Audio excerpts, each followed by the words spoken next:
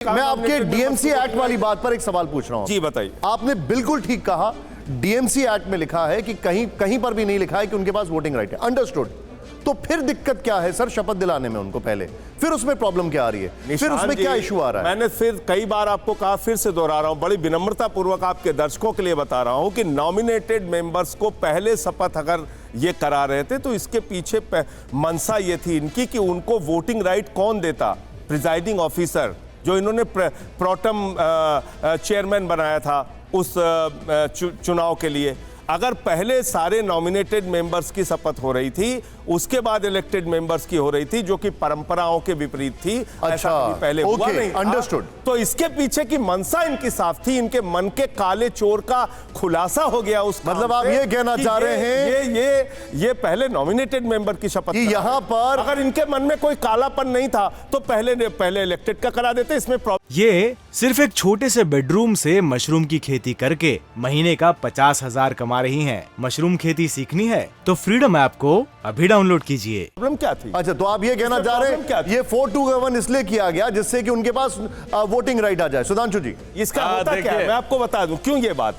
जब elected members की शपथ हो जाती है निशांत जी, फिर मेयर का चुनाव होता है। अंडरस्टूड। मेयर डिप्टी मेयर का जब चुनाव हो जाता है तो फिर सारी बैठकों को और सारे चुनावों को कंडक्ट करने की पावर मेयर और डिप्टी मेयर की होती है। ठीक है, अंडरस्टूड। सुधांशु जी, ये समझ गया। आपने जो उसमें एक टेक्निकल लूपहोल है सुधांशु जी, उसको एक्सप्लॉइट किया जा रहा है। अरे भाई यही तो मैं कह रहा हूं, किसके मन में कालापन, किसके मन में डर, बिल्कुल साफ है। अरे भाई शपथ दिलाई गई है, अगर भारत के ये कह रहे हैं अगर संविधान के अनुसार कोई व्यक्ति वोट नहीं डाल सकता तो उसका वोट टेक्निकली खारिज हो जाएगा। और एक नहीं अनेक उदाहरण, अभी आपने अरुणाचल का उदाहरण दिया।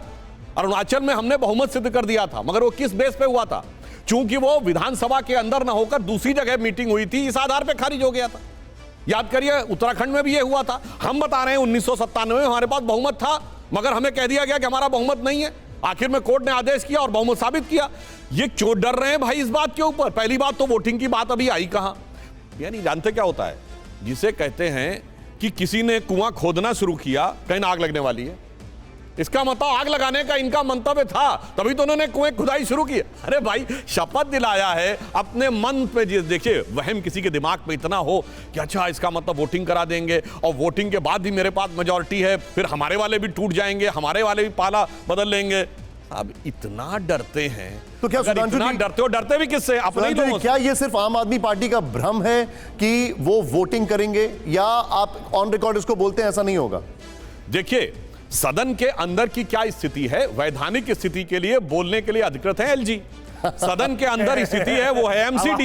नहीं मैं तो बात, अरे भाई नहीं मैं तो सिर्फ ये कह रहा हूं, अगर वो संवैधानिक दृष्टि से गलत होगा तो खारिज हो जाएगा, वोटिंग नहीं हो सकती है। अगर नहीं होगा तो आप क्यों डर रहे हैं? मेरे समझ से बाहर है ना निशान जी। आप मतलब ये तो जानते क्या स्थिति। एक मिनट सदन में इनको सुन रहा है। हाँ बिल्कुल मैं बोल रहा हूं भाई, पूरा देश इनको सुन रहा है। इनके मुंह से सिर्फ इतना नहीं एक मिनट, पूरा देश इनको सुन रहा है। अभी पता चल जाएगा कि हम गलत थे कि ये गलत थे। इनसे एक बात कहलवा दीजिए कि हाँ नॉमिनेटेड मेंबर्स को अगर वोटिंग राइट कानून, संविधान और डीएमसी एक्ट के मुताबिक नहीं है तो हम उनको वोटिंग राइट नहीं देंगे। आप इतना बुलवा दीजिए। अब देखिए वर्ड क्या बोला, क्या कह रहे हैं? हाँ मैं बोल रहा हूं, क्या कह रहे हैं? कह रहे कोर्ट चले जाएंगे, वहां पे खारिज होगा। अरे भाई आप क्यों? हाँ मैं बोल रहा हूं, आपको संविधान में यकीन नहीं? बिल्कुल बता रहा हूं, आपको एक्ट में यकीन नहीं है। आप कह रहे हैं आप जाइए कोर्ट, आप जाइए उत्तराखंड की तरह फैसला लीजिए, आप जाइए अरुणाचल की फैसला। अरे भैया इतना दूर क्यों भेज रहे हैं आप? बोलिए ना अपनी पार्टी का मंतव्य। मैं बोल रहा हूं, आप अपनी मैं बोल रहा हूं, बताइए। अरे बोलने तो दीजिए। यदि संवैधानिक दृष्टि से कोई भी प्रक्रिया, चाहे वोटिंग की हो या शपथ की हो, नियम का उल्लंघन होगा तो वह प्रक्रिया अमान्य होगी। इसमें मैं कौन सी गलत बात बोल रहा हूं? मगर सुनिए, कोर्ट में मगर सुनिए तो, मगर डर देखिए, कोर्ट में डर का आलम देखिए। कोर्ट में अरे कोर्ट तो छोड़ो, अपने विधायकों से डर रहे हैं भाई। मैं कह रहा हूं, अरे मैं तो ये कह रहा हूं, अच्छा चलिए एक बात मान लिया 10 हो जाए उसके बाद भी तो आपकी मेजॉरिटी है। एक टेक्निकल बात छोड़िए, वो संवैधानिक छोड़िए। नहीं आपका मेजॉरिटी है कि नहीं? उनको एक वोट नहीं मिला, उनको आप वोटिंग राइट मैं ये नहीं कह रहा हूं, मैं कह रहा हूं आप हो जाएंगे। मैं कह रहा हूं हर दृष्टि से आपका मेजॉरिटी है कि नहीं है? जब डीएमसी बोलिए हर दृष्टि से आपका मेजॉरिटी है या नहीं? नहीं सुधांशु, संख्या कितनी है आपकी? अभी आपने कहा हो जाए। दर्शकों के सामने पूछे संख्या कितनी है, बोलिए अपनी संख्या बोलिए। हाँ ठीक है, हमारी संख्या 134 है। तब और तब आप सदन कैसे कितने कह का रहे है? थे कि मेयर 250 आपका का। बनेगा? सुनिए, सदन है 250 का। आप उस रहस्य का खुलासा कीजिए पूरे देश के सामने। अरे भाई, सदन कैसे 250 आप कह का रहे थे, आपके 134 नेता कह रहे है, थे? फिर भी कितना डर पूरे रहे देश हैं के भाई। सामने उस रहस्य का खुलासा कीजिए कि आप 104 आने के बाद भी कैसे कह रहे थे कि मेयर आपका होगा। पूरा देश जानना चाहता है आपसे। इसका मतलब आपकी मंशा खरीद फरोख्त की थी, तोड़फोड़ की थी, आप नॉमिनेटेड मेंबर्स को वोटिंग राइट देने की योजना थी। अब आप भोला बालक बन रहे हैं क्योंकि कल सदन नहीं चल पाया।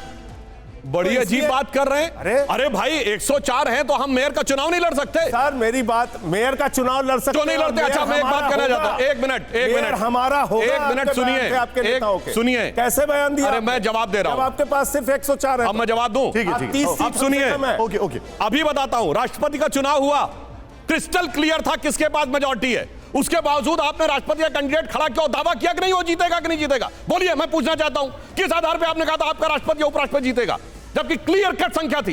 बोलिए। ये नहीं होता राजनीति में कि चुनाव नहीं लड़ेंगे, जीत का दावा नहीं करेंगे, जीत का दावा करेंगे। इसका मतलब आप राष्ट्रपति सांसदों को खरीद के जीतना चाहते थे। बोलिए, राष्ट्रपति आप सांसदों को खरीद के जीतना चाहते थे। बोलिए। अच्छा, बिल्कुल। इसका मतलब कि रामवीर विधूड़ी जी जो आपकी पार्टी के नेता सदन है, उनका जो बयान था वो झूठा बयान था, दिल्ली की जनता के आंख में धूल झोंकने का बयान था। आपके नेता ने बयान दिया हम चुनाव नहीं लड़ेंगे। निशान जी दिखाइए पूरे देश को। उन्होंने कहा हम मेयर और डिप्टी मेयर का चुनाव नहीं लड़ेंगे। आप साजिशें करते हैं, रोज रोज सरकारों को गिराने का काम करते हैं। पूरे देश में यही धंधा आपका चल रखा है और आप हमसे पूछ रहे हैं, हमसे कह रहे हैं कि आप मैं जवाब दूं। क्यों जवाब दूं भाई? आपने कैसे कह दिया 104 पे मेयर आपका होगा? बड़ा गजब है। आप राष्ट्रपति और उपराष्ट्रपति में जवाब नहीं दे पा रहे हैं। अरे भाई, सब लड़ते हैं, दिलाया जाएगा। सब चुनाव लड़ते हैं और सब अपने जीत का विश्वास रखते हैं। नॉमिनेटेड मेंबर्स को वोट नहीं दिलाया जाएगा। आप पहले जवाब दे दीजिए। आपने राष्ट्रपति उपराष्ट्रपति किस आधार पर जीत का दावा किया था? कि सांसद खरीद फरोख्त रहे थे क्या आप? नहीं, सांसद खरीद फरोख्त नहीं। फिर तो बिल्कुल क्लियर था कि नहीं है। अपने तो आप हमसे कैसे कह रहे हैं कि हम चुनाव लड़ लिए, तो इसका मतलब हम खरीदना चाहते थे? उसमें अलग अलग पार्टियों के लोग भी, और सुन लीजिए, इसका भी जवाब सुन लीजिए। उसमें अलग अलग पार्टियों के लोग भी, यूपीए के पार्टनर ने एनडीए के कैंडिडेट को पहले भी वोट दिया है राष्ट्रपति में, एनडीए के पार्टनर ने यूपीए के कैंडिडेट को वोट दिया है राष्ट्रपति के चुनाव में। ये तो पहले से होता रहा है। यहाँ तो सीधे दो पार्टियों का चुनाव है, उसमें भी आप कह रहे हैं कि नहीं मेयर हमारा होगा, जिसमें आपकी 104 आई है, 30 सीटें कम आई है। आप राष्ट्रपति के चुनाव से मेयर के चुनाव की तुलना कर रहे हैं? भाई ये तो पार्टियों के बीच का चुनाव है। उसमें तो राष्ट्रपति के चुनाव में यूपीए के पार्टनर ने कभी एनडीए के कैंडिडेट को सपोर्ट किया है, एनडीए के पार्टनर कैंडिडेट को कभी यूपीए के पार्टनर ने सपोर्ट किया। बताइए हुआ है कि नहीं हुआ है? मैं तो कह रहा हूं उसके बावजूद, सबके समर्थन घोषित करने के बावजूद क्लियर कट दिख रहा था कि राष्ट्रपति के उम्मीदवार को इतने वोट मिलने वाले, उपराष्ट्रपति के उम्मीदवार को। तभी तो मैं पूछ रहा हूं भाई, आप बताइए। अरे मैं मानो आप आरोप कैसे लगा सकते हैं भाई? आप चुनाव लड़ेंगे तो संवैधानिक अधिकार है, दूसरा करेगा तो खरीद फरोख्त। अब मैं एक सवाल पूछता हूं। ओके संजय जी, आपने भी संविधान की बात कर रहे हैं, वो भी संविधान की बात कर रहे हैं। मेरा एक सवाल है, एक बात और संजय जी, एक चीज उन्होंने अभी तक नहीं कहा कि वोटिंग राइट हम नहीं देंगे। मैं आपकी बात से सहमत हूं कि मैं मेरे पास अधिकार नहीं है वोटिंग राइट के लिए बोलने का। एक मिनट संजय जी, एक बात बताइए। आपको अधिकार है कहने का कि आपके विधायक बिकने जा रहे हैं। सुधांशु जी, अधिकार नहीं है। एक सवाल, एक पार्टी का प्रिजाइडिंग ऑफिसर है, आपकी पार्टी की है ना वो सत्या जी। प्रिजाइडिंग ऑफिसर किसी पार्टी का नहीं होता है। अरे ओहो, आप संवैधानिक स्थिति तो यही है। प्रिजाइडिंग ऑफिसर, अब देखिए यही, जहां मौका लगेगा ऐसे बचाव करेंगे, जहां मौका लगेगा। इतने मत भोले बनिए। आपकी बीजेपी की 3 बार के चुने की पार्षद है सुधांशु जी। अच्छा, आप उससे कहलवा दीजिए। वो जब मीटिंग शुरू हो तो बोल दे कि भाई नॉमिनेटेड मेंबर्स को वोटिंग अधिकार नहीं है। देखिए शब्द क्या बोला, प्रिसाइडिंग ऑफिसर से कहलवा दीजिए। ये इनकी पार्टी की परंपरा है। आपकी पार्टी की प्रिसाइडिंग ऑफिसर जो किसी पार्टी का नहीं होता, उससे पार्टी कहलवा दे। ये भी नहीं कि वो कह दे। तो फिर अच्छा, अगर किसी पार्टी का नहीं होता कितनी तो सुंदर परंपरा का उदाहरण दे रहे हैं। अगर किसी पार्टी का नहीं होता तो 25 साल वाले को आपने क्यों नहीं बनाया प्रिसाइडिंग ऑफिसर, जो परंपरा रही अब तक? अरे हमने क्या, एलजी ने भाई। हम एलजी नहीं है, एलजी हमारी पार्टी का भी सदस्य नहीं रहे। एलजी हमारी पार्टी का तो नहीं है ना। पद भी मेरी। सुधांशु जी ऐसे मत करिए। ये सिर्फ एक छोटे से बेडरूम से मशरूम की खेती करके महीने का 50,000 कमा रही हैं। मशरूम खेती सीखनी है तो फ्रीडम ऐप को अभी डाउनलोड कीजिए।